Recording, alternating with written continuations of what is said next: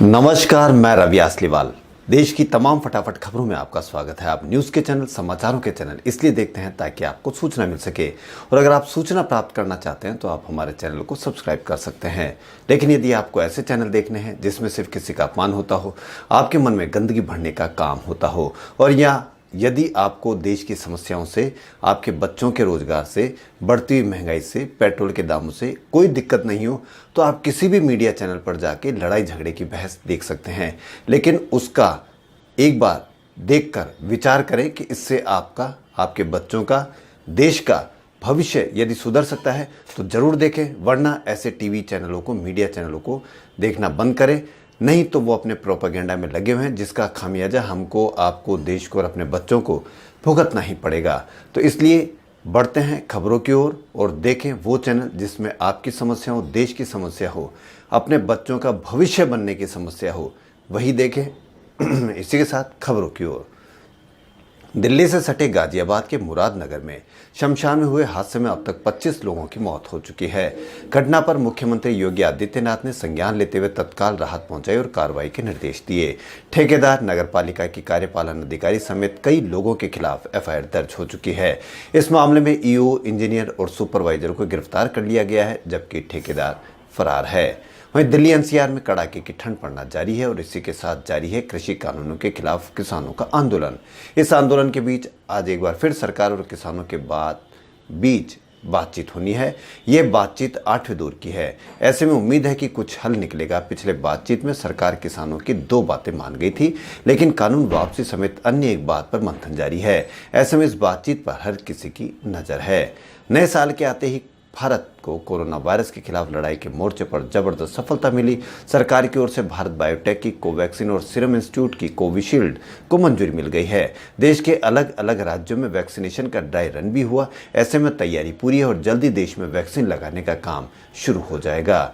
मौसम ने कहर ढा रखा है। कड़ाके की सर्दी में सिहरते उत्तर भारत पर बारिश की मार भी पड़ रही है। राजधानी इलाके और आसपास के इलाकों में सोमवार को करीब 3 घंटे तक बारिश हुई। आज भी बारिश के साथ ओले गिरने का अलर्ट है। दिल्ली समेत उत्तर भारत में आज भी बारिश का अनुमान जताया गया है। मौसम विभाग के अनुसार दिल्ली में ओले भी गिरेंगे। वहीं पंजाब, हरियाणा समेत तीनों पहाड़ी राज्य, हिमाचल, उत्तराखंड और जम्मू कश्मीर में जोरदार बारिश का अलर्ट है। 2-3 दिनों तक बारिश के दौर के बाद फिर से शीतलहर का प्रकोप शुरू हो जाएगा। सरकार ने पुणे स्थित सीरम इंस्टीट्यूट ऑफ इंडिया की कोरोना वैक्सीन कोविशील्ड को मंजूरी दे दी है।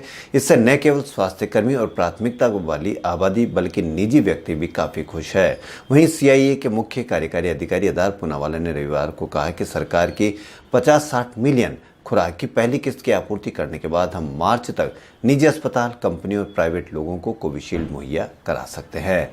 प्रधानमंत्री नरेंद्र मोदी सोमवार यानी आज नेशनल मेट्रोलॉजी कॉन्क्लेव में वीडियो कॉन्फ्रेंसिंग के जरिए उद्घाटन भाषण देंगे। कॉन्क्लेव का विषय है राष्ट्र के समावेशी विकास के लिए metrology. Council of scientific and industrial research national physical laboratory नई दिल्ली द्वारा कॉन्क्लेव आयोजित किया जा रहा है। CSIR NPL की स्थापना के 74 साल पूरे हो गए। इस मौके पर केंद्रीय विज्ञान और प्रौद्योगिकी पृथ्वी विज्ञान मंत्री डॉक्टर हर्षवर्धन भी मौजूद रहेंगे। वहीं सिंघू बॉर्डर पर किसानों के समर्थन में डटे 63 वर्षीय राजेंद्र सिंह बाली को सर्दी की चिंता और नहीं बारिश का खौफ है। किसानों के हक की इस लड़ाई में जीत मिलने पर ही लौटेंगे।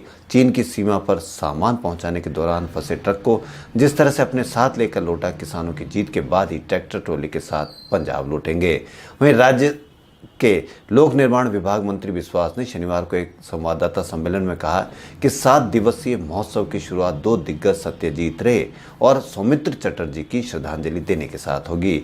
गौरतलब है कि रे की इस वर्ष जन्म शताब्दी है। चटर्जी का पिछले साल नवंबर में कोरोना के बाद की समस्याओं के चलते निधन हो गया था।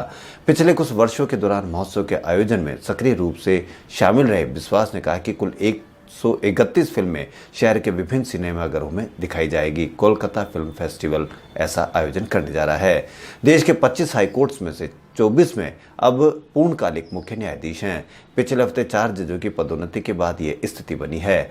सुप्रीम कोर्ट कोलिजियम ने हाल ही में 5 जजों की विभिन्न हाईकोर्ट में मुख्य न्यायाधीश के तौर पर पदोन्नति की सिफारिश की थी। कोरोना महामारी के कारण लॉकडाउन से पहले से स्कूल बंद है। वैक्सीन आने की अच्छी खबर के साथ कुछ राज्यों ने स्कूलों को फिर से खोलने पर विचार करना शुरू कर दिया है। ऐसे में अब अभिभावक भी कोरोना संक्रमण के घटते मामलों को देखते हुए अप्रैल से बच्चों को स्कूल भेजने के पक्ष में है। भारत में लोकल सर्किल के एक ऑनलाइन सर्वे में यह बात सामने आई है। 69% यानी 70% के करीब अभिभावक अप्रैल 2021 या उसके बाद से बच्चों को स्कूल भेजना चाहते हैं। केंद्रीय मंत्री डीवी सदानंद गौड़ा रविवार को चित्रदुर्ग में शरीर में लो ब्लड शुगर के चलते अचानक बेहोश होकर गिर पड़े। इस वजह से उन्हें अस्पताल में भर्ती कराया गया। सूत्रों का कहना है कि 67 वर्षीय गौड़ा की हालत अब स्थिर है और अस्पताल में उनके अन्य टेस्ट कराए जा रहे हैं।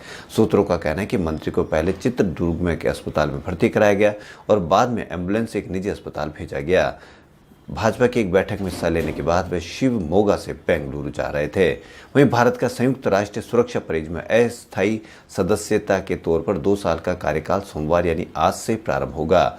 परिषद के गलियारे में तिरंगा लगाया जाएगा। भारत के झंडे के साथ ही 4 अन्य नए अस्थायी सदस्यों के राष्ट्रीय ध्वज भी पहले आधिकारिक कार्य दिवस पर विशेष समारोह के दौरान लगाए जाएंगे। संयुक्त राष्ट्र में भारत के स्थायी प्रतिनिधि राजदूत टीएस तिरुमूर्ति तिरंगा झंडा लगाएंगे और समारोह में उनके संक्षिप्त भाषण भी देने की उम्मीद है। भारत अगस्त 2021 में संयुक्त राष्ट्र सुरक्षा परिषद की अध्यक्षता संभालेगा और इसके बाद 2022 में 1 महीने के लिए अध्यक्ष रहेगा। परिषद में सदस्य देशों का झंडा लगाने की परंपरा 2018 में कजाकिस्तान ने शुरू की थी। महामारी से लड़ने के लिए कोविड-19 वैक्सीन का इंतजार अब खत्म हो गया है। भारत के दवा महानियंत्रक यानी डीजीसीआई वीजी सोमानी ने 2 स्वदेशी कोविड-19 वैक्सीन के आपातकालीन उपयोग के लिए रविवार को मंजूरी दे दी। डीजीसीआई ने बताया कि सीरम इंस्टीट्यूट ऑफ इंडिया की कोविशील्ड और भारत बायोटेक की कोवैक्सीन को एक साथ मंजूरी दी गई है। इसके साथ ही भारत दुनिया का पहला ऐसा देश हो गया है जिसने एक साथ 2 वैक्सीन को मंजूरी दी है। वहीं राष्ट्रीय महिला आयोग को 2020 में महिलाओं के खिलाफ हुए हिंसा के संबंध में 23,722 शिकायतें मिली, जो पिछले 6 वर्षों में सबसे ज्यादा है। आयोग के आंकड़ों के अनुसार कुल शिकायतों में से 1/4 घरेलू हिंसा से जुड़ी थी। आंकड़ों के मुताबिक सबसे ज्यादा 11,872 शिकायतें उत्तर प्रदेश से मिली है। इसके बाद दिल्ली से, हरियाणा से और महाराष्ट्र से शिकायतें मिली है। कुल 23,722 शिकायतों में से 7,708 शिकायत सम्मान के साथ जीने के प्रावधान से जुड़ी थी, जिसमें महिलाओं के भावनात्मक उत्पीड़न के मामले देखे जाते हैं। आयोग के आंकड़ों के अनुसार कुल 5,294 शिकायतें घरेलू हिंसा से जुड़ी है। वहीं राजस्थान के झालावाड़ और जयपुर समेत अन्य जिलों में बड़ी तादाद में कौवों की मौत में खतरनाक वायरस की पुष्टि के बाद सरकार ने बर्ड फ्लू का अलर्ट जारी कर दिया है। अधिकारियों ने बताया कि पशुपालन विभाग ने राज्य स्तरीय एक नियंत्रण कक्ष की स्थापना की है और अपनी टीमों को प्रभावित जिलों में कारगर निगरानी के लिए भेजा है। कोविड-19 महामारी के बीच अमेरिका में शनिवार को रिपब्लिकन सांसद मिच मैकोनेल और डेमोक्रेट नैन्सी पेलोसी के घर पर नारे लिखकर और सुअर का सिर लगाकर उनका विरोध किया गया। यहां कोविड-19 राहत पैकेज में कमी पर जारी बहस के बीच ये घटनाएं हुई। प्रदर्शनकारी कोविड-19 राहत पैकेज में कमी की कोशिशों से नाराज हैं। वहीं उदयपुर के जिला कलेक्टर चेतन देवड़ा ने शनिवार को वल्लभनगर उपखंड क्षेत्र की वल्लभनगर, कानोड़ और भिंडर तहसीलों का दौरा किया और विभिन्न सहकारी समितियों का निरीक्षण करते हुए किसानों व आमजनों से संवाद किया।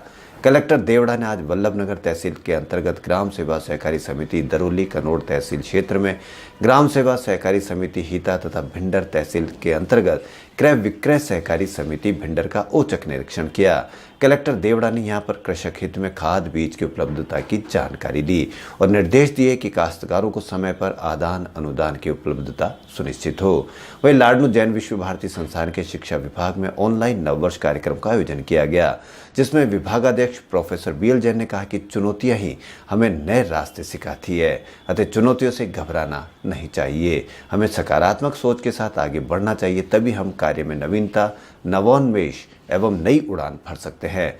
नववर्ष नवीनता, नवोन्मेष एवं सकारात्मक ऊर्जा से ओतप्रोत करता है। वर्तमान जितना खुशियां, प्रसन्नता और आनंद से भरा होगा, अतीत और भविष्य उतना ही आनंदमयी होगा। वर्तमान में खुश रहने के लिए लक्ष्य परक, हुनर विकसित और आनंदप्रद कार्य करने चाहिए। वर्तमान का सार्थक दिन अतीत व भविष्य में भी खुशी प्रदान करता है। खबरों फिलहाल इतना ही। यदि आपको हमारा चैनल पसंद आए तो लाइक, सब्सक्राइब और शेयर अवश्य करें। धन्यवाद।